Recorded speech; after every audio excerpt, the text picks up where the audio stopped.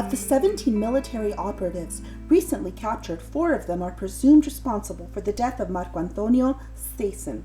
His photo has been exhibited here at the Museum of Martyrs for almost 4 years, which makes this a site that continues to hold the memory of that history of armed internal conflict and the atrocities committed against civilians in society.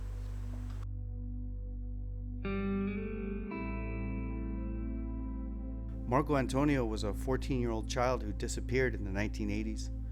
Truly, it's been motivational, being able to tell our story to more than 30,000 visitors to date, the story of Marco Antonio Stayson, particularly now with the capture of military operatives responsible for the forced disappearance of this 14-year-old child. It's been gratifying. This demonstrates both the importance of the project and museum and the importance of this project not disappearing. The Museum of Martyrs of the Labor and Student Popular Movement, which is housed here at the Foundation of Forensic Anthropology, could see its doors closed due to a lack of funding.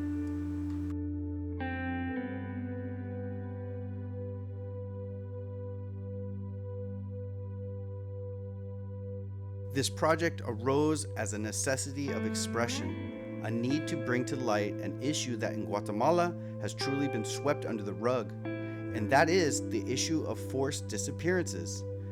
Even though there have been more than 45,000 forced disappearances, this is an obscured issue nationally, and new generations don't know the history, and at the international level it's also obscured.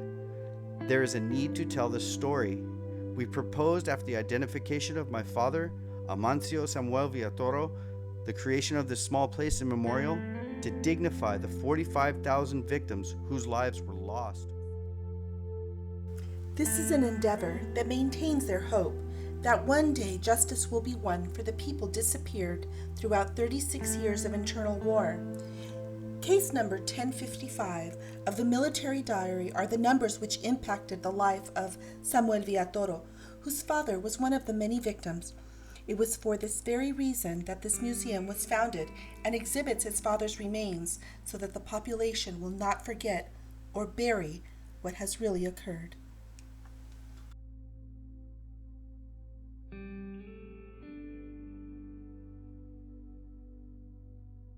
Our family decided to exhibit his remains as a guarantee to never repeat and as a lesson to the new generation of a person who fought for transcendental changes in Guatemala. Even though there is ample evidence beyond what is needed to bring a guilty verdict for these disappearances, the crime remains unpunished. After 4 years of investigations to divulge the tragedy that transpired during that period, the museum could disappear if economic funding support needed is not raised.